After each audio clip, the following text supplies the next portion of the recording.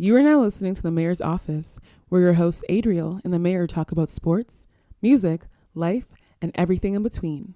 Let's get started.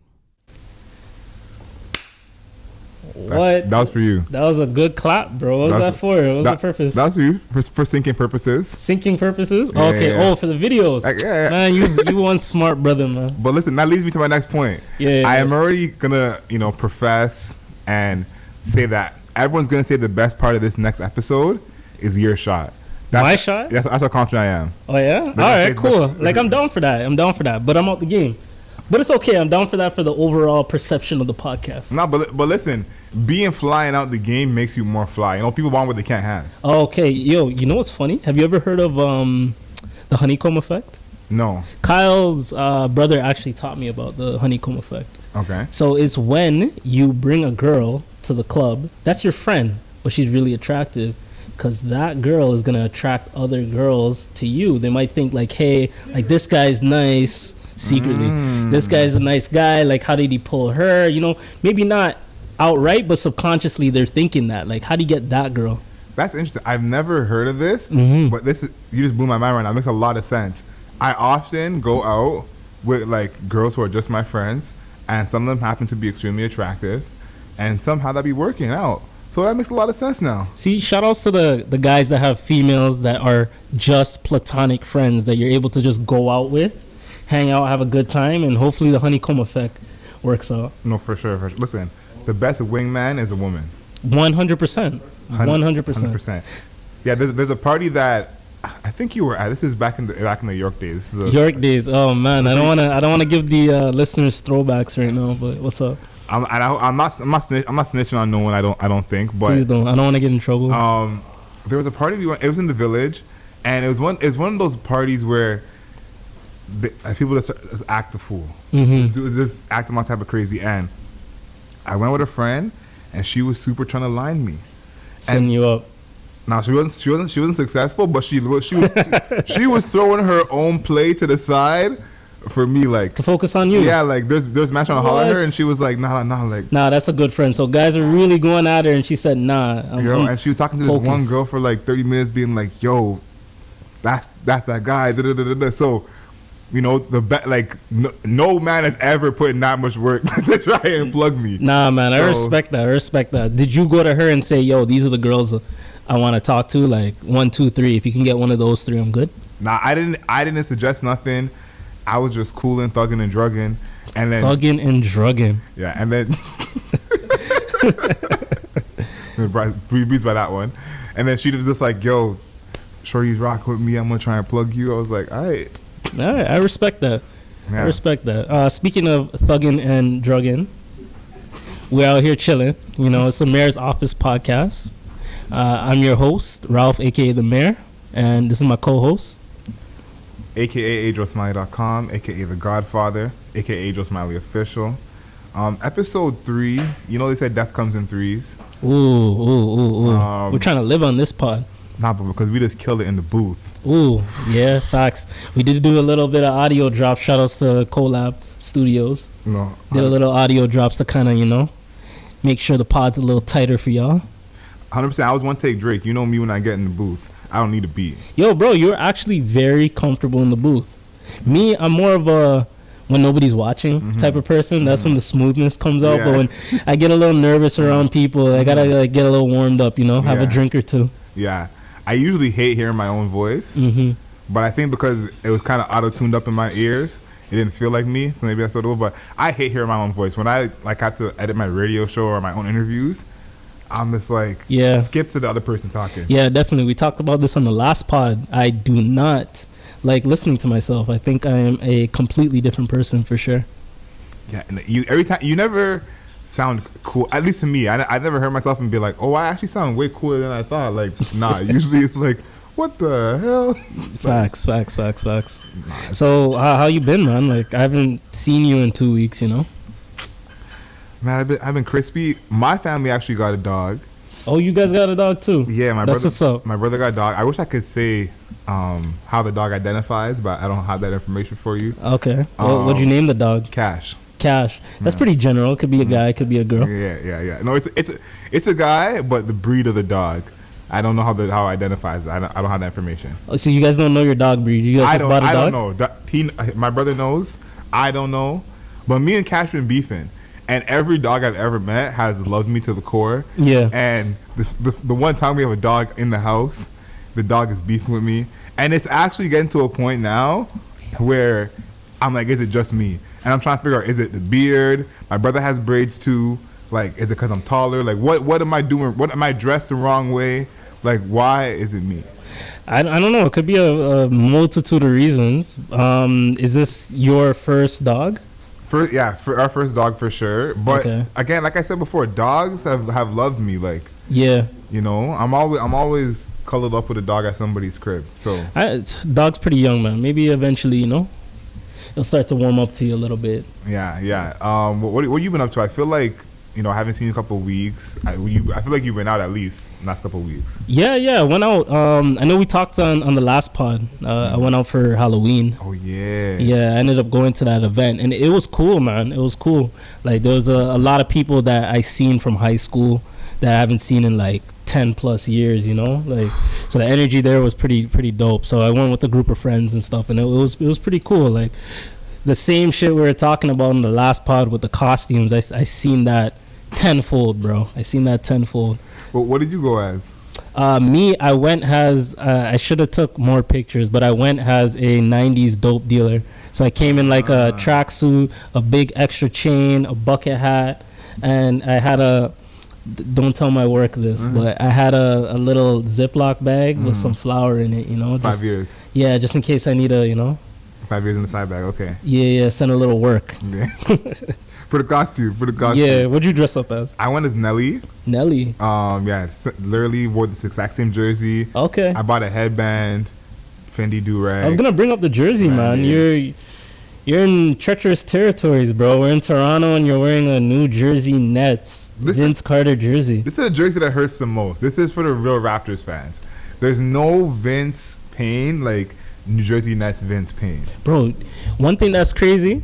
A year before Vince got traded, or he forced a trade or whatever, I went to a meet and greet, and I went with my dad, and I asked him, I said, oh, do you like Toronto and all this stuff? I'm a little kid, right? He's like, yeah, I love it here, da da da. And then the man just up and does all the BS, and then he leaves. So, like, that really hurt my spirit as a kid. So I extra hated him, bro. It's all love now. I did not know that. Nah, man, it was bad. Yeah, that meet and greet, I really remembered it. So Vince is dirty for that. Yeah. I tore up. I had an autograph from him, like a poster that he signed and whatever. So I tore that shit up. Oh, LeBron style. Yeah. I didn't have access to a lighter, so I couldn't burn it, but it definitely got torn up. That's crazy. I'm telling you, bro. That's pretty bad. Like, yeah. It's funny because some people guessed Vince as my costume. They're like, "Oh, you're Vince Carter." I was like, Did you put the Band-Aid and all that shit? Band-Aid. So then some people were like, "Oh, you're Nelly," but like that's my first time dressing up for Halloween. I've never dressed up for Halloween before. Okay. And I feel like my costume my ideas are pretty small. Yeah. So I'm like, I got like 3 years left of costumes. Next year I got AI. After that I got Lil Bow Wow.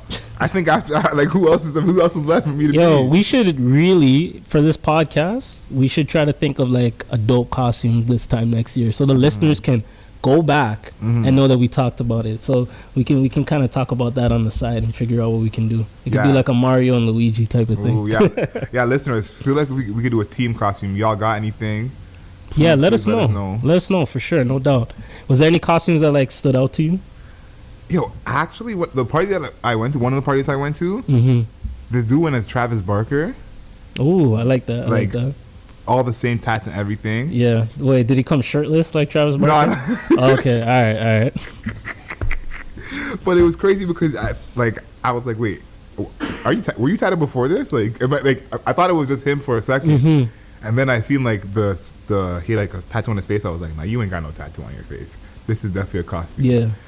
And also the party I went to, a lot of prisoners. Like the orange jumpsuit and the whole deal? All whites. All white jumpsuit? No, all white people. All white people that are prisoners? All white people in the jumpsuit. Oh, that is spooky. Yeah. I said, why all the white people leave their house with a criminal record on Halloween? No, that's crazy. Like, I don't understand. So yeah, that was pretty weird. And then the probably best costume of the night. This has to be done before, but this dude went as a Pornhub videographer, and he had a Pornhub hoodie or a sweater or whatever, and he walking around with like a fake camera and it said Pornhub on the side. Holy. And he was in character though. He was actually walking around like, I see you. No, that's what's up. That's probably the most relatable costume that I heard of for sure. Fits for Halloween. Definitely. Like the party that I went to, I know last podcast we're talking about like skimpy outfits that girls are like feel obligated to wear almost or whatever. Literally, the party's going on, and at one point this girl comes in and she's literally wearing string. Like I could see her whole body, like, you know, telling you it was string. So I'm sitting there looking around, and the generic costumes are going on, like the jailer costumes and the cheerleaders and the nurses, like all the regular shit, right? I come to find out this girl was a stripper in the party. The guy hired strippers for the party. You thought it was a costume? So I thought it was her costume, but she was actually coming in to make a living. Yo, you know, but listen, you know how crazy that is? That just your mind just went there. It was like, yeah, this is happening right now. Yeah, for sure. Because when I saw her, I'm like, no, this girl has to be a stripper. She has to be a stripper. But then part of me was like, nah, maybe she's in costume. And then I saw a guy handing out ones to a bunch of people in the party. And then I knew, yeah, this girl's a stripper. Oh, my God. But outside of that, I saw Rihanna's costume when she was dressing up as Gunna. That shit was kind of dope. That shit was funny. Gunna looked hella dumb in that fit. and Rihanna just somehow made it look a little bit decent. Yeah, for sure. How do you feel about the pods that you're listening to now? Now that you're not, you know... Now that we're in the podcast game, you mean? Yeah, you're not a spectator anymore. Now that you're not a spectator, how do you feel you listen to pods? I mean, yeah, now we're on the court. We can't judge the players from the sidelines. So I'm looking at, like, it makes me look at our podcast a little differently. The same shit we were talking about with, like, critiques and stuff like that. I kind of want to apply it to, like, the podcast I'm listening to. So, yeah, I'm listening to a lot of podcasts right now. But at the same time, I'm listening to it a little bit differently. I'm not just listening for the content, listening to the cadence. I'm kind of listening to get pointers because, like, I want to be competitive, you know? I want to make sure that our shit's, like, gets to that level, to that point, and we're just starting, right? So definitely listen to, like, Desus and Mero. I used to listen to Joe Budden's podcast a lot, Rory and Mal. R.I.P. Joe Budden. Yeah. Joe Budden's in the news for a lot of things lately. Jalen and Jacoby, First Take. Like, I try to mix it up a little bit, you know what I mean? Horrible Decisions, I got roped into watching that. So shout outs to them too. What about you? Yeah, I guess I've grown out of looking at pods differently now because I've been doing it for a decent amount of time. But I still look at kind of how the production of a pod always, you know, like, for sure. I'm like, you know, how much producers are on this to take to make this pod? Like, what kind of elements are they adding? This pod, no skips. They review classic albums. We see Crispy putting up the gun for no skips. Yes. Yeah, they review classic albums. Really, really good pod, and they put like music in their pod as well, and okay, that's dope. Stuff like that. So, you know, things like that I'm like, oh, that would be something that'd be cool for this idea, because, you know, for them it's a certain idea where that makes sense for them. So stuff like that. But I really just trying to make sure that when I'm saying you enjoy the process when it comes to podding, because, you know, there is a lot of pressure you compare yourself because of the pod game and there's so much people in it, but at the end of the day you gotta enjoy what it is. Yeah, like no matter what I've heard from other people was they kind of appreciate the fact that we're cool with each other. We allow each other to talk and whatever, and I'm not trying to pat ourselves on the back or anything. We got a lot of fucking work to do, but like at least that's there, you know, at least the base is there, and then the other shit will come, bro. The other shit will come for sure. Oh, you know what we didn't mention actually? Drink Champs. Drink Champs, yeah. It's a big pod for sure. Drink Champs is one of my favorite pods, but I gotta say this. Nori as a journalist. I think I know where you're going with this, bro. Nah, it's questionable, but I love it though. We love Nori. When he said he got a Kanye interview, that was like, how did he get it? But there was no like lead up or like, yeah, it was just boom, drop. Like Donda done dropped long time or whatever. People are listening to it, like there was no like press run or anything, and he just got the Kanye interview. I guess when people fuck with you, they just come and show up, right? So you always have to appreciate that. Did you listen to I said Kanye. Sorry, he changed his name. It's Ye. Ye. Did you listen to the Ye interview? I did. I have not watched a Ye interview in a long time, in full for sure. Yeah. And this one I watched the entire thing. I finished work at whatever time. Did not go to sleep, so I watched the entire thing. All 2 hours. Watched it in one sitting, and the two main takeaways. And it is gonna be funny, but not supposed to be funny. Yeah. Kanye saying that he's homeless by choice in the first 10 minutes of the interview, and that whole thing leading talking about Kim over and over and over again. Yeah. That's a serious situation over there. 100%. And Drake is in his head. Like Kobe in the fourth quarter. Drake's in his head. I'll address the first thing first. Like, I feel like rich people, when you get to a certain point of like art and money, that combination, when you get to the pinnacle, you start thinking different. So I feel like we're not in his headspace. Like, he's homeless because he chose to be homeless. You know what I mean? He said his home is like when his daughter FaceTimes him. Yeah. So his mentality is like a different thing. He said he'll like just sleep at a friend's crib or get like a mobile crib or something like that. So like he's just living off different means. The man has like 80 bank accounts. So it's not like he can't afford a home. Yo. But he's just thinking differently. Him saying that so often is so different, bro. Yeah. And there was a lot of name drops in that podcast, including Drake, like you said. Yeah. No, the name drop counter I thought was pretty cool. Yeah. How much did it get up to?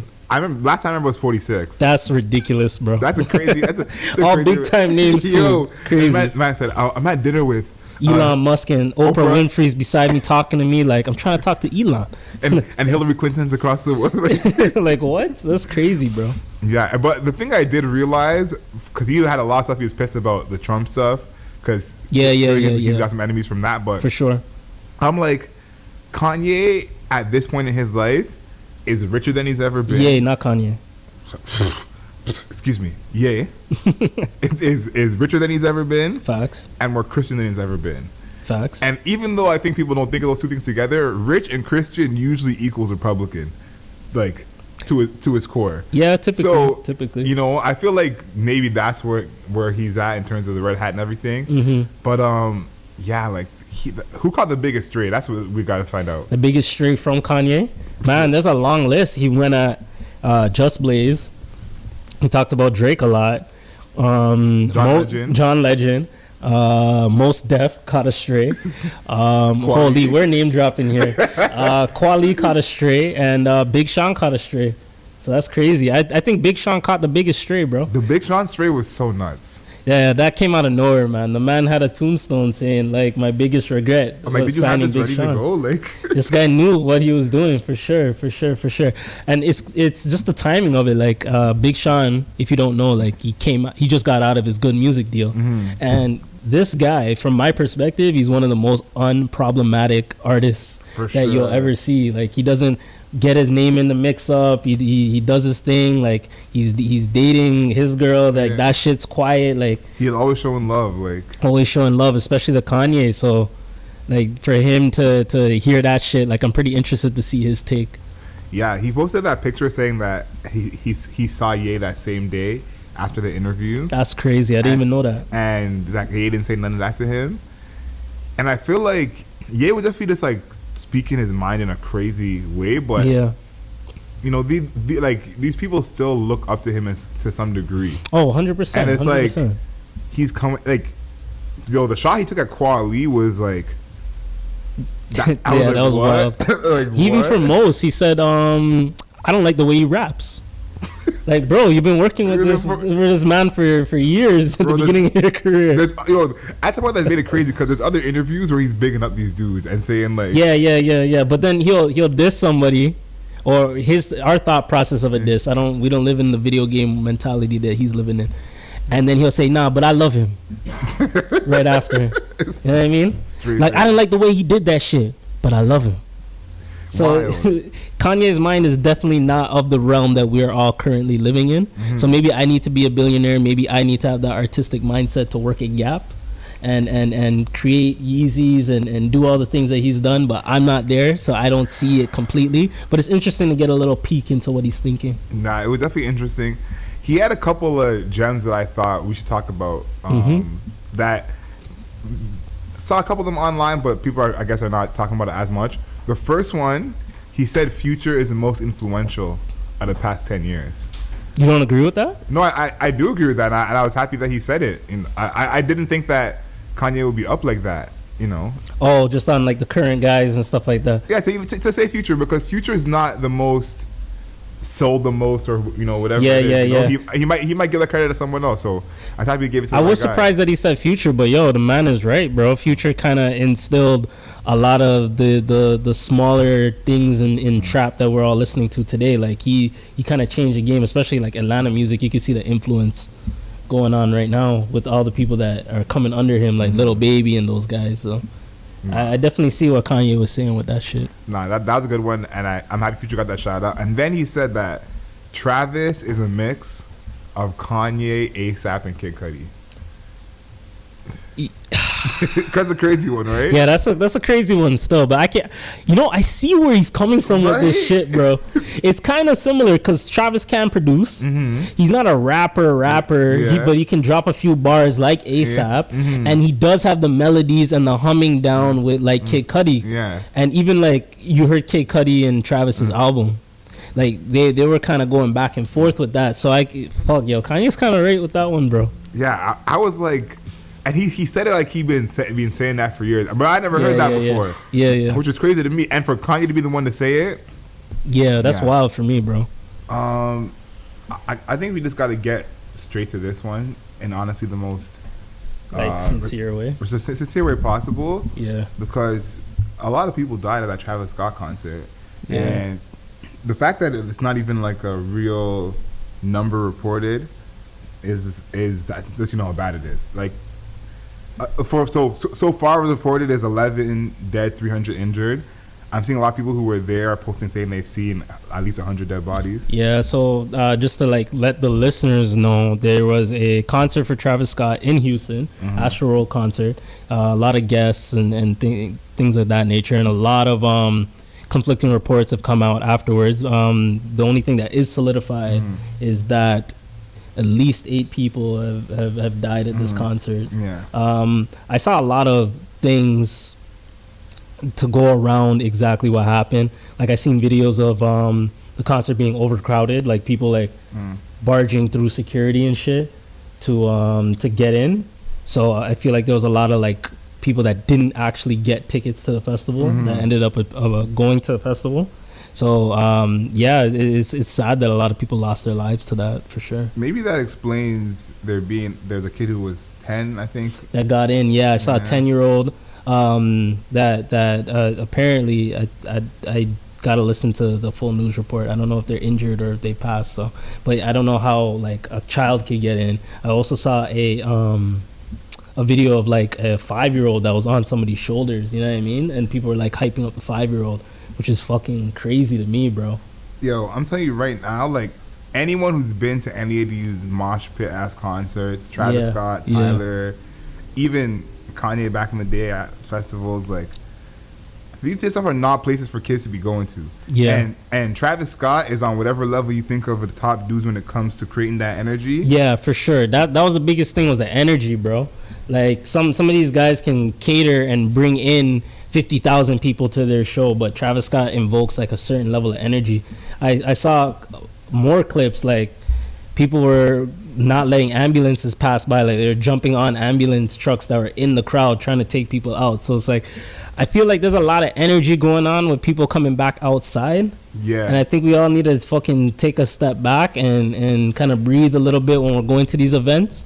Like, I know everybody's like happy when they're vaccinated or whatever, so they have the ability to kind of miss out on a lot of lost time. But yo, we gotta kind of chill out. Like when I see shit like this going on, people getting trampled, people doing shit to like fucking pro athletes and shit like that. Like this stuff needs to stop a little bit, and people need to like look at themselves and kind of chill out, because mans were acting the fool like this back 3 years ago. You know what I mean? So we need to figure this shit out. Yeah, I know it's pretty wild, and it's like. This, for a concert, it's supposed to be something fun. That's also a privilege. It's a privilege, supposed to be something fun, and it turns what it turned into. The question I had is, what's the most crazy concert you've been to or show you've been to? Is there anything you've been to that's like been really rowdy or? Bro, it's weird that we've like transitioned to topics like this, because now I'm thinking like I don't particularly like going to wild concerts. Like if I know I don't have like a seat or like an area, I don't really do that type of vibe. Yeah. So I do want to go to more concerts, and I've been getting pushed at home to like go to more concerts and invoke that energy. But I like those chill concerts. Like I'm different, bro. I went to a Bad Bad Not Good concert, and it was like one of the best concerts I ever been to. But like you wouldn't look at me and expect me to go to that type of concert. You know what I'm saying? So like that's more my vibe. What about you? Bad Bad Not Good is fire. Someone actually on Halloween told me they were bad live. The person who had the aux told me they were bad live. And nah, man, they gotta smoke and then go back. Yeah, I was like, I can't believe that. I'm not gonna believe that. Yeah. The two ones I named that I've been to that have been the craziest is definitely Tyler. It was Tyler, ASAP, Vince Staples, and Danny Brown. I can see all those guys being wild for the show for sure. No, that was I think the first concert I brought my brother to, and he's just like off conscious after that. Okay. Like lost his watch, shoes scuff up, like. Bro, I'm gonna tell you a little secret as to why I don't want to go to those concerts. It's no secret to me, to you, to people around me. I am not a tall guy. So if I wait my time and I get to the front of that concert, I'm not trying to get bodied, pushed, shook up in any way, shape, form by somebody that's bigger than me. So I can't do it, bro. I'm little bit, man. Yeah, I gotta be careful out here. Bro, and it's serious because no one is giving you any peace of mind. Like, whatever. Everybody's trying to get to the front, bro. Nobody cares about your livelihood and your well-being. There's that big name artist that they spent fucking $3 to go and see, right? Oh my god, ridiculous. Yeah, I went to a not Drake concert. I went to a Majid Jordan concert. Okay. And Drake came out. Yeah. And it was absolute pandemonium, like pushing, shoving, like you wouldn't believe. I can see that for sure. And this was in Toronto. This is at Rebel. Oh, there you go. Yeah, so absolute pandemonium. But you're right, the chill concerts are a better vibe, also because it's usually more women around. And don't get twisted, women will push. Like when I was at Tyler, when I was at Tyler, for sure, bro. Listen, there were some Beckys and Kimmys putting hands on me, 100%. But at the chill concerts, when it's not a pushy vibe and more women around, like, you know, like Anderson .Paak was a really good one. Like, that was that type of vibe. Anderson .Paak. So, yeah, you're right. Those I do still love, like, you know, there's certain rappers you just gotta see for me, you know, for sure. Like it's like I had to see Hove. I did actually go to the Jay-Z concert. Oh yeah. You went to the one at Scotiabank, right? A few years back. Yeah, that shit was crazy for me. But that was like a civilized crazy. Yeah. You know what I mean? Like, Hov was older, you know? Yeah. Hov was kind of like geriatric a little bit in his movements, you know? Yeah, he was better than I thought he would be, too. I thought he would be a little... Yeah. It was a good concert. I have a story about that concert. I might put it on a story time a little later in our podcast future. I think you'll like it. And the last thing that I had in here was, could this have been avoided? And I think the answer is probably not. The event at the Travis Scott concert. Yeah, like this whole... I mean, just to wrap this up, like, could it have been avoided, you think? It could have, definitely, but we should really see who the core issue where the core issue lies. It could be with the festival itself. Like, maybe they didn't run security at a certain level. Maybe they didn't allow for certain pockets of, like, ambulance and those type of people to get in. Yeah. So there's that. They could have cut the music a lot earlier from what I saw. So, but these are all like speculations on my part. So I don't really know exactly where the whole issue lies. But what do you think? I think it probably lies with the festival culture as a whole, like the goers and the organization. Because at festivals, that's like, I don't want to say a common thing, but people be getting run over, pushed down. Like, sometimes it kind of breeds that energy. Like, that's true. You know, like I was at a festival and I saw Tame Impala. They're obviously not going to behave in that manner. They don't, you know what I'm saying? It's not going to breed that energy. But if you go to a festival and it's Travis Scott, you know, there's going to be a complete ball game. So I feel like, you know, that's the place that would happen, is like these festivals. Definitely. So. Even on the last pod, I talked about getting like a booth and things like that. When I go to a party, it's not just because I want to have my bottles and this that. No, I want to have my own like section because I don't like being around too many people. I don't like that tight crowd. Yeah. Even before this whole COVID thing, like I don't like having like to brush up against different people. It's just not my vibe, bro. Like, this is a perfect example of kind of guy that I am. And anyone who's from Scarborough will understand what I'm talking about. Yeah. You know, at a jam, how some mans are the mans in the middle trying to work out. That was never me. No. You ever seen those guys with the coordinated dance moves? Man, I hate those niggas, man. Hate them. Them niggas just come in, the whole party has to stop because they got to do their number, bro. Yeah, no, I'm... Except for you, Kyle. I love you, but like, yeah. I'm a standing... Oh, no, Fets is a completely different ball game. Yeah. For sure. I'm not with the choreography. Yeah. Find me a good corner. Man, I'm against the wall, man. Find me the sturdiest wall you could find. Yeah, I'm there, bro. I'll be out against that wall, man, throughout the whole party. I don't care if someone thinks it's lame. I like it. Nah, yeah, it has to be one of those. That's kind of how I could tell what kind of person you are. I'm like, you know what? You better have a good reason for running your whole choreography in the middle of this. Facts. Yeah. Oh my God. So I'm kind of in a lost spot for what to watch on Netflix right now. Yeah. I still haven't watched the Kaepernick thing. Ooh. Yeah. That's definitely on my watch list. The Harder They Fall. That came out yesterday. Yeah, we got some great. I'm watching that tonight for sure. Some great black content to get into. And I just finished Girlfriends. Now, not a great ending. Yeah, I feel like they kind of rushed the ending a little bit. What do you think? Not like. It was not it. The ending was not it. Like it was not it at all. But it had me thinking because to me, Girlfriends is like the black Sex in the City, but in LA. Oh yeah, 100%. And I'm thinking about how people are bigging up Sex in the City and all this, and I'm like, I would watch Girlfriends any day over them 4 white women. And I'm like, this show, could have been one of the greatest. Yeah. If it had been done properly. So it's got me thinking. Oh, ladies, if you are in the comments, and guys too, feel free. If you prefer Girlfriends or Sex in the City, please let us know. Yeah, please. In the comments, let us know. Sex in the City or Girlfriends. Technically, there's a right answer, but obviously follow your heart. Yeah, definitely. See how you feel. But I was thinking about the greatest black sitcom. Ooh. And I think that we haven't. That's a big question, man. Well, we haven't decided as a people. I think that the default answer for some people would be Fresh Prince. Maybe because it's the most popular. Most, widely. I think because the theme song of Fresh Prince is the most known rap song of all time. So 100%. That they have that credibility. But I don't think we've decided. No, people say Michael Jordan's a GOAT. Everybody knows. We haven't decided that for the best black sitcom. Bro, I always felt that it was Fresh Prince. Like it's the nostalgia alone is what gets you. Like there's so many characters that are just synonymous with like archetypes for other shows that came out after. So I go with the Fresh Prince. The main person in the Fresh Prince is Will Smith, who was one of the biggest actors like ever. Yeah. You know what I mean? Scratch him being black, scratch this. No, he's one of the biggest actors, period. So you definitely have to attribute that to the success of the Fresh Prince.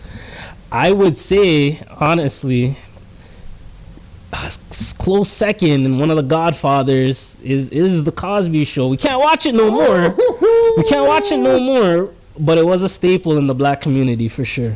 I almost forgot about the Cosby Show completely. You see, I didn't put it in the notes at all. No, 100% you didn't, and we don't even have to talk about it. I'm just saying that it is one of the Godfathers of black sitcoms. This is like having that same conversation about Versus with that other unnamed person. Oh, yeah. I'm going to say a couple of my personal... We know what we're talking about. Anyway, let's keep it moving. You know. Yeah. 2 of my personal favorites, I don't know if they're on Fresh Prince level, but personally, up there for me.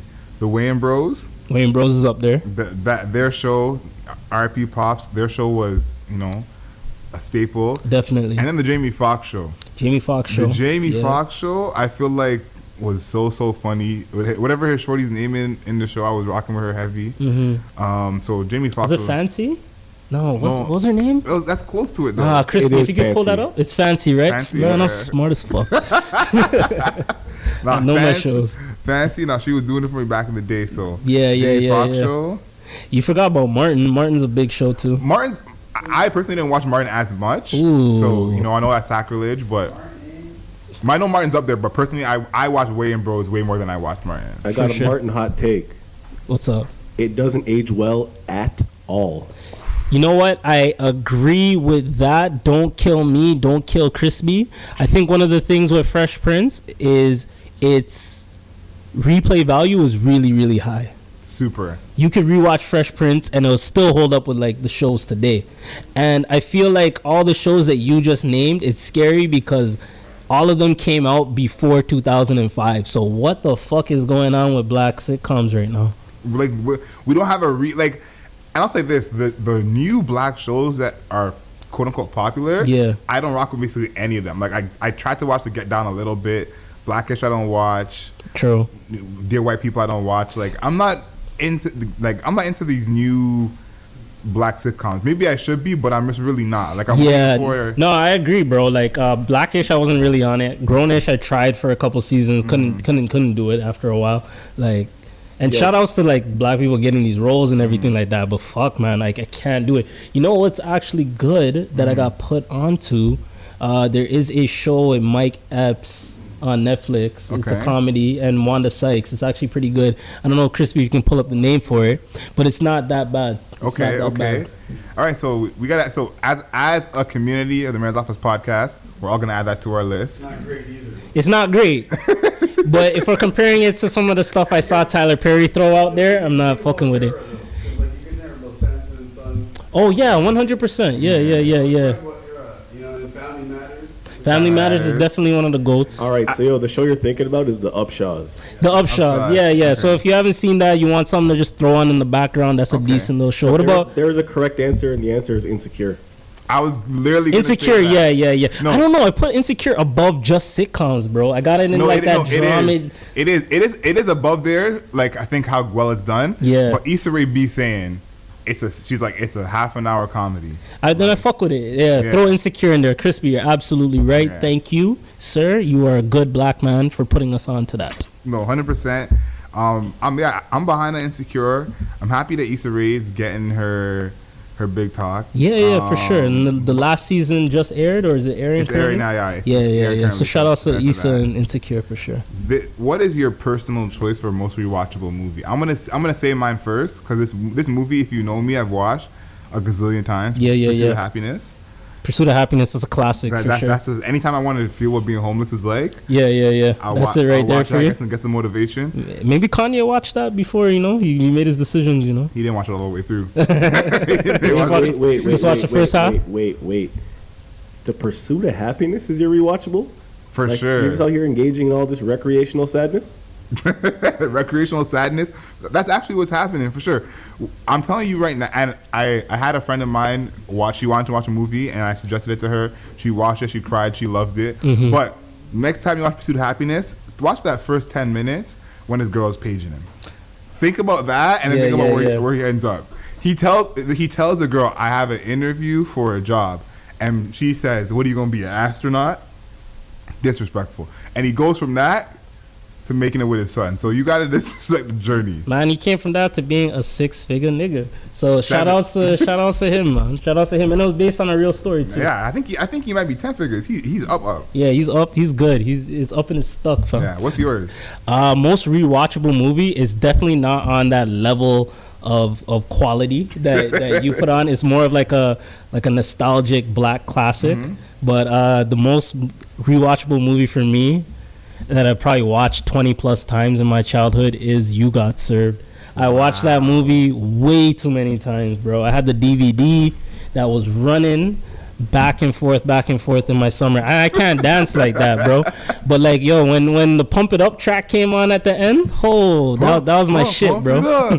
I might watch that again next weekend, man, just to relive the energy. But yeah, Omarion, he did his thing, man. He did his thing. Yo, you know what, man? First of all, if we had to choose with black people, that's the only movie we're going to be rewatching. Yeah. So we're making Dr. Umar happy in that way. 100%. But I feel you because Coach Carter is like that for me.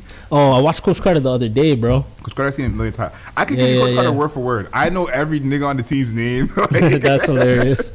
Like, I seen Coach Carter. I used to watch Coach Carter before, like, I used to go hoop. Yeah. I'm like, this is real hoop right now. Nah, the craziest thing about Coach Carter, and spoiler alert if you haven't watched it, but it's been a decade plus. Yeah. there was a scene where they had a PTA meeting, and the teachers came and coach came, and the parents asked, like, Coach, you really want us to make our kids do all these things? They literally just asked for you to bring your kid in a dress shirt to the game and maintain a decent grade point average. Like, the man wasn't asking for much. It was like a 3.3 or some shit like that. It was lower than that, yo. It was lower, like 2.9. Like, Come it was on, man. low, yeah. So then the man said to Coach Carter, he said, yo, where do you expect us to get ties? Coach Carter said, yo, the Salvation Army's down the street. You can go there. He's like, yo, you expect me to go to the Salvation Army? Like, come on, man. He's giving you options, bro. Yo. You're too good for that? Come on. But anyway, yeah. Coach Carter's a good movie. The parents in Coach Carter, this is like if you seen the movie 10 times like us. Yeah. Then you could enjoy the parents in the watch now. But the parents are the funniest part. No, parents are hilarious, man. The kids are just trying to hoop, man. the moms yelling at their sons. And you brought up the stripper earlier for Halloween.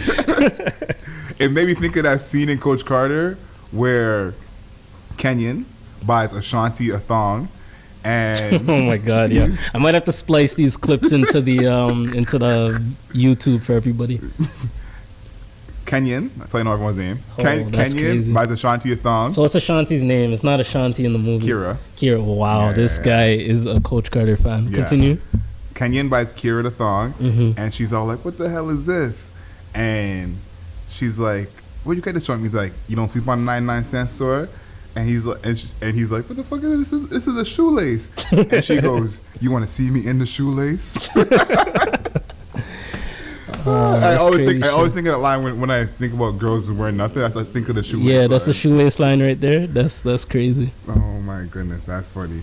So what have you been watching lately, or what are you excited to watch? Yo, for the listeners to know, I'm double jabbed up. I am allowed to go to venues and restaurants and movie theaters, so I got a chance to watch Dune, which that shit was epic. I recommend anybody to go watch that. It's a sci-fi movie. If you're not into that shit, well, kick rocks.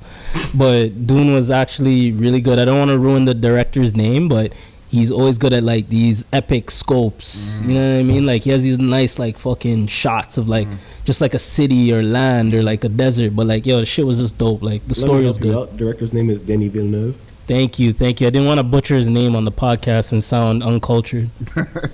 Now I'm excited you said that because someone at the Halloween party was bigging up Dune. So okay, yeah, that's yeah. like, Go check that out, bro. Yeah, you know, when next time I hit the theater, that's gonna be probably number one for me. Now you didn't actually send this to me, but someone else did, and I thought this was absolutely nuts. Deron Williams is gonna be fighting who? I think he's scheduled to fight a boxer. I don't know the exact. No, not a boxer. Sorry, he's scheduled to fight a football player. I don't know if he's retired or whatever. I don't know if Crispy can pull that up. Frank Gore. Yeah. So the size difference is ridiculous. But yeah, I don't know, man. These NBA players are all trying to get in the ring right now, bro. I don't know if the bag is good or their bag is just low. How many max contracts did Deron Williams sign that he needs to be fighting? Deron Williams is making bread, bro. Michael Beasley is one thing. Like Lamar Odom is one thing. Yeah, Deron Williams, bro. Yeah. He was on the Cavs like 2 years. Yeah. Nate Robinson. Like, I don't know why these NBA players are getting in the ring, bro. This is a completely different lane for you. And then on the other side, you're fighting this like former football player. Is he former? Crispy? Yeah, I think so. He's former. I think so now. Okay, see, that's crazy, bro. Like, I'm not getting in the ring. Like, why am I going to bring upon CTE for a little check, bro? Just to go undercard to Jake Paul? I'm good, bro.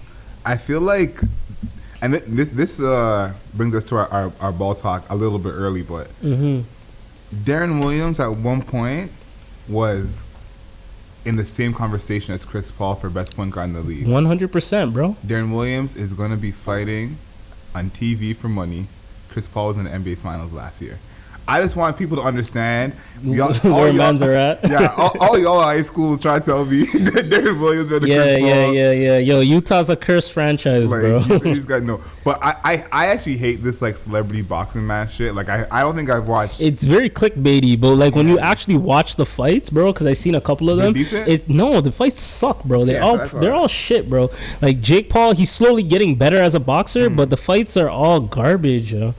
I don't see the competitiveness in it. Like I think Jake Paul is fighting Tyson Fury's brother, Tommy Fury, and he's not much of a boxer either. He was on Love Island.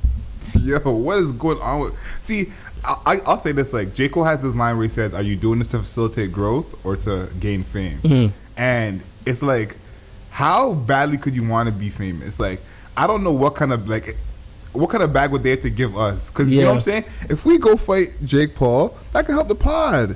Yeah, 100%. Bro, we're getting vibes and views after that. Vibes and views. And CTE. So it's like, but I can't think of any type of bag that would be like, I'll go do that. You know how much I have no interest in getting into the ring? Like, bro, I will scrape, claw, and beg from the bottom to grow this pod before I'll just get in the ring with somebody that's been boxing. Like, what's the point of that, bro? Yeah, it's pretty... And the thing that I think is crazy, and this is where I think that there are people who are maybe more money hungry and fame hungry, like a Deron Williams, than we would have known in their careers prior. Because I think about all these matches we've been seeing and talking about, and we'll never big up anyone for getting in a match.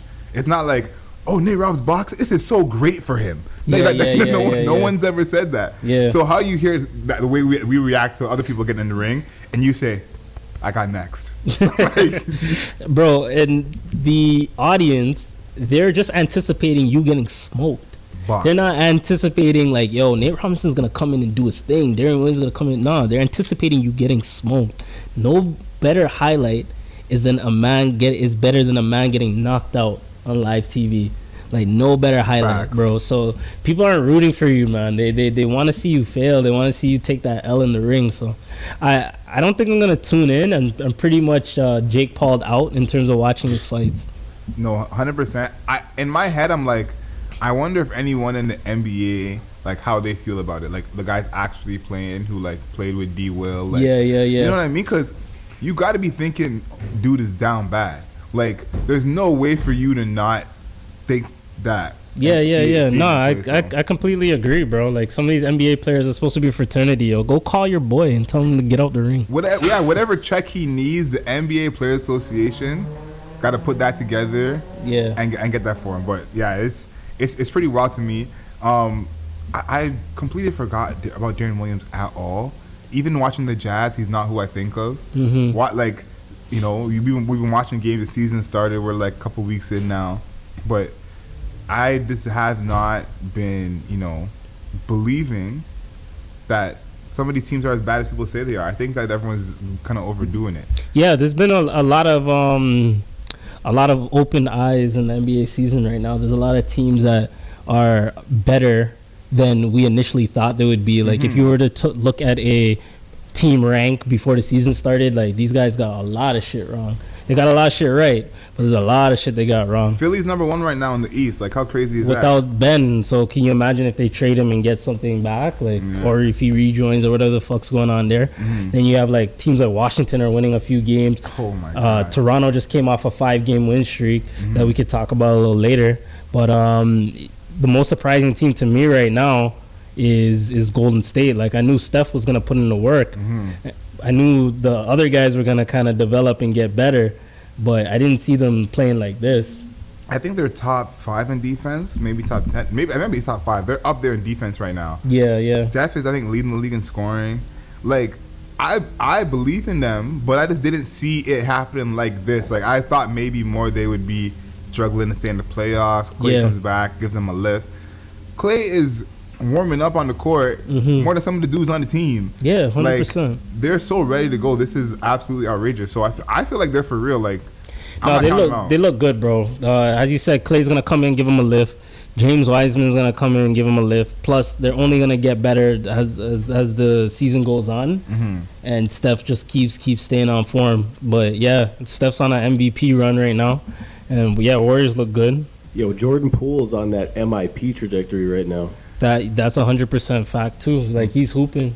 My guy Jordan Poole's a wild guy. Like, he actually will shoot absolutely anything. Who's your favorite Raptor right now? Who's my favorite Raptor right now? Yeah, you gotta choose one. Because right now we got a bunch of different guys doing their thing. So who's your favorite Raptor right now? I'd say Scotty B. Scotty B is my favorite rapper right now. I'm about to say rapper. Scotty B is a good rapper name. But yeah, Scotty Barnes is definitely hooping right now. Like, I foresaw him being good, but it's just very entertaining and like fulfilling to actually see him like produce. So, you know, like, I'm definitely looking at him, and OG for sure. What about you? I'd say it's probably OG. OG's just my dog, and he had a big night in New York. Against the Knicks. It's crazy that I think Scotty Barnes is leading rookies in scoring right now. He is, by a few like decimal points. And it's crazy because I don't think anyone thought Scotty Barnes would have a real chance at a Rookie of the Year. And I think he's in the lead right now, which is pretty crazy. Like, people definitely choosing Cade Cunningham. Cade's been Burke. Yeah, Cade's fucking up my fantasy team right now, bro. On a different level. But, like, I do foresee him playing a little better. But, yeah, man, this has been a rough start to the season. Well, I have Scotty Barnes, so I'm amped. But I also have Michael Porter Jr. He's on my fantasy team, too, and he's fucking up right now, bro. Yeah, bro. Every time I look down, it's 1 for 8, 1 for 7. I'm like, who are you, Patrick Patterson? Man. What are you doing, bro? Patrick Patterson, that's hilarious. Yeah. Some of these guys, I played for the future. Like, I put Cade on.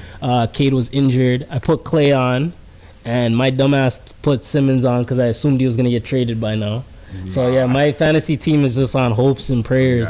You're taking all types of L's, like all types of L's. Yeah. OG is OG's for real, man. I think. He's looking good, bro. He's looking good. He's looking good. Let's come with some stats real quick. This might not be updated because when this pod comes out. Yeah. Okay? But last week when I was doing videos, he was top 5 in the NBA in threes. Crazy.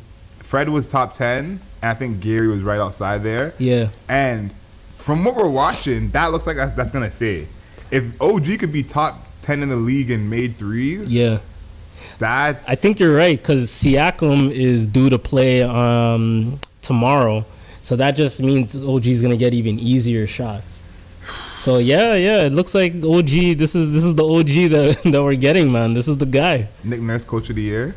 It depends. It's a little early. There's a couple of guys that are up there, but yeah, Nick Nurse should definitely be in like top 5. If the Raptors are a top 4 seed, which like, as of now, all these teams are like within 1 game of each other. It's Yeah, for sure. But if the Raptors are outside of the play-in, I would say that. If we're like top 6, then I'll definitely put Nick Nurse up there for Coach of the Year. This whole Ben Simmons thing, I kind of forgot about it because of what happened with Phoenix. Oh, true. And we talk about that a little bit later, but also fucking up my fantasy team. Yeah. So what's going on with Ben Simmons? I forgot about him completely, and they're talking about this whole mental health thing and how he's not showing his team the information that's going on with him and his doctors. I'm seeing a lot of people kind of taking both sides of this, so I want to see where you stand, because some people, I think, don't believe it's an actual mental health issue, and that he's just saying it to not get fined. He did get fined last week, so this is why this whole thing came up, because the NBAPA has a clause where you can't fine a player if they say it's mental health. So maybe they're not honoring that, whatever that is. But what do you think? Do you think that that's actually something? Like, what do you think it is? All right, mental health is nothing to play with, and I hate when people try to weaponize mental health into like their own personal gains or to fulfill whatever their motives are. I truly don't believe that he's going through a mental health episode. I think he just wants to leave Philly and he doesn't want to get fined. But if he is, then I'm more than willing to retract my statement. But I'm just seeing the mannerisms and the shit that went on before the season and the fact that he's still in Philadelphia. I don't believe that's what it is. I think he's trying to get the fuck out. And I was more on trying to believe him side, just because he said mental health. This I was literally forgetting about before and being like, you know what? If he's really going through something, he don't got to tell him what it is.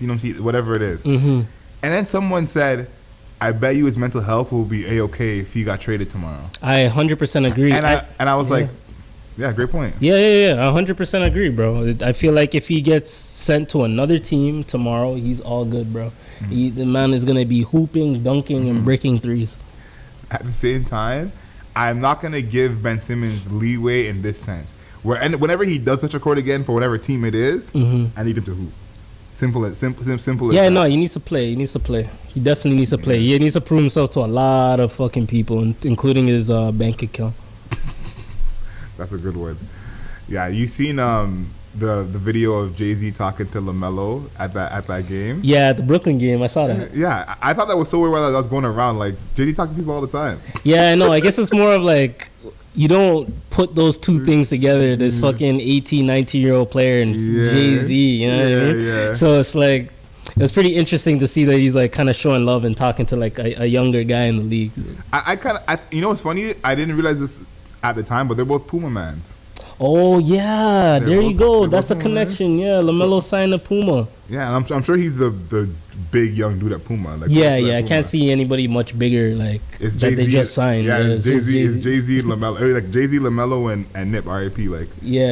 that's it. So, That's crazy. I had no idea. Yeah, that's definitely a connection. gotta read between the lines, my guy. Man, Read you're a between the smart lines. guy, bro. You're a smart guy. And you know what I think Jay-Z was doing? I think he was trying to promote the new movie, music, whatever. Yeah. And it's funny because it's like an old way of promoting things. Like, Jay-Z is from the era we're talking about 15, 20 years ago, where you go outside and do shit. Yeah, you gotta it's go like- do the whole interview circuit and all that shit. Yeah, you know, it's like No it's like social media. we're seeing more pictures of him. He's out more. Like, think about that the premiere for the movie The Harder They Fall. Yeah. How many videos, pictures did you see of niggas taking pictures with Jay-Z? Oh, bear. I seen the most.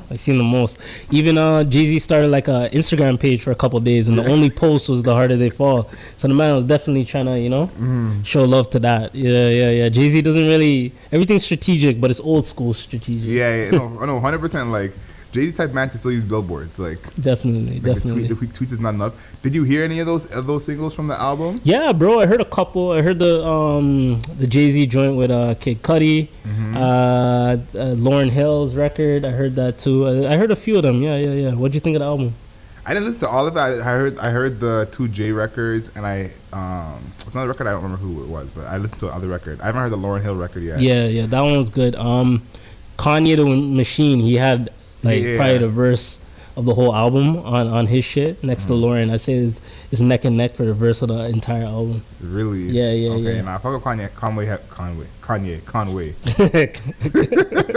Okay, so yeah, you guys haven't seen The Harder They Fall yet, right? No, I plan on watching that tonight actually. So I watched it last night, and I'm don't not spoiling nothing. Okay, but, that was my like, next thing. Spoiler alert. Speaking of the soundtrack, the way it's used in the movie, flawless. Ooh, you heard that? It was straight from the producer himself. Flawless. Okay. No, I heard a lot of people saying that. And Jay said that as well about that's something big in the movie. So Okay, that's dope. Yeah, definitely looking forward to watching that. You might see that on my socials tonight. yeah, I think I'm gonna add it to my list tonight too. Like, Okay, that's what's up. so next pod we'll we can rap about that. bro. Listen, I don't need a beat, Like, I don't need a beat. Nah, man, the listeners not ready for me to freestyle. Cop up bro. a long one. Nah, chill. Jeez. Let's stay with music though.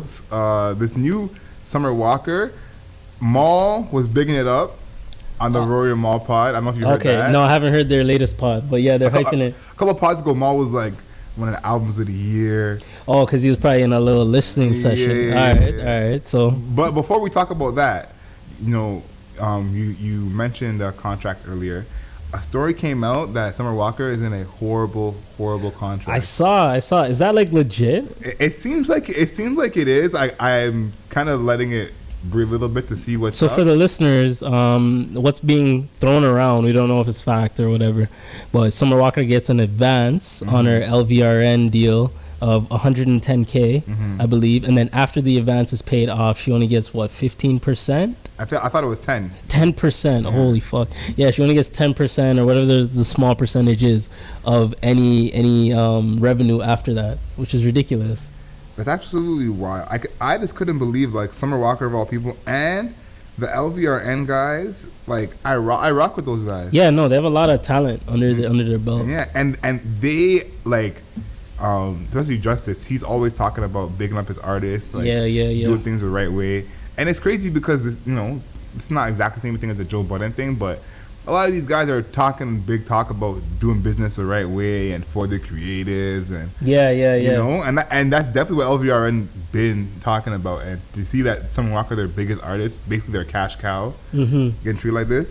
But I have one of the kind of posts here. Summer Walker earns just 15 cents for every dollar she makes for her record label. Okay, 15%.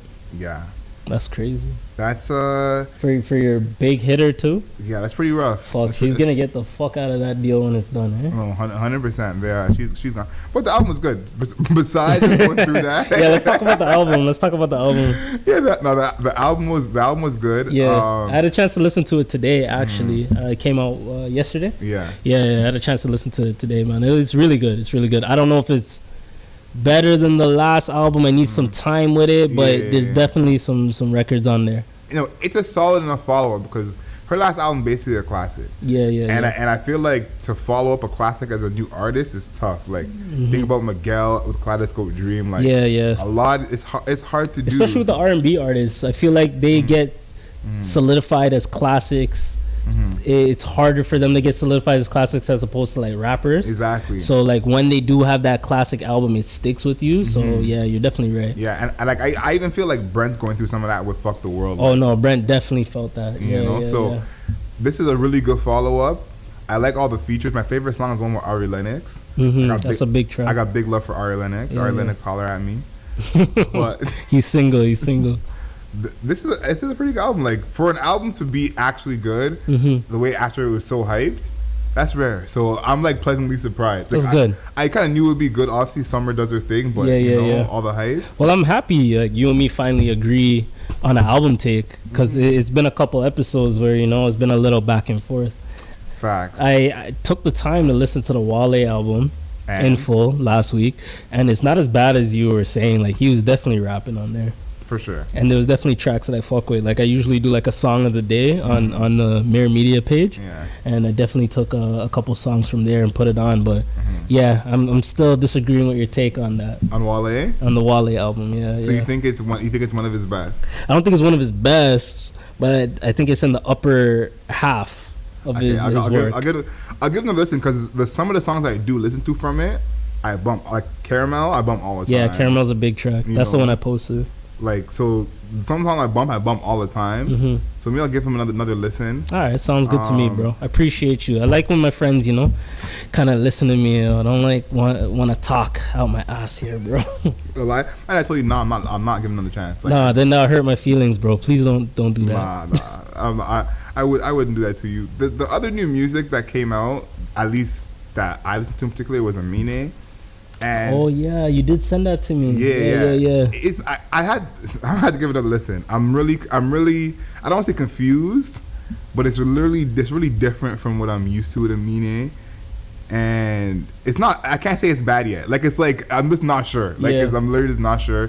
It's a mixtape apparently, which makes me even more. How many records on there? Because Summer had a lot of records. I'm gonna look it up right now, but he had a lot of records on his. Okay. I think probably. I mean, I'll give it a chance, bro. I know his last album was pretty good. I've been listening to that. Now, did you listen to the first mixtape, 1.5? No. 12 records. So 12 records. 1.5 is my favorite project from him. Yeah. That's where that song "Reel It In" is from. Yeah. I know the record. So, I thought he would be more that kind of vibe, but Amine does what he does. So. Yeah. He's very out there with his shit. Like even his promotional shit was kind of like all over the place. Like he's definitely a creative in that sense. I'll give him a try. I'll see what's up. One of my homies, he told me to listen to the Mick Jenkins album. So yeah, Mick Jenkins album is good. Listen to it. Oh yeah, fuck, that's two people, man. Yeah. All right, I'm definitely gonna bump that, bro. I might put that song of the day.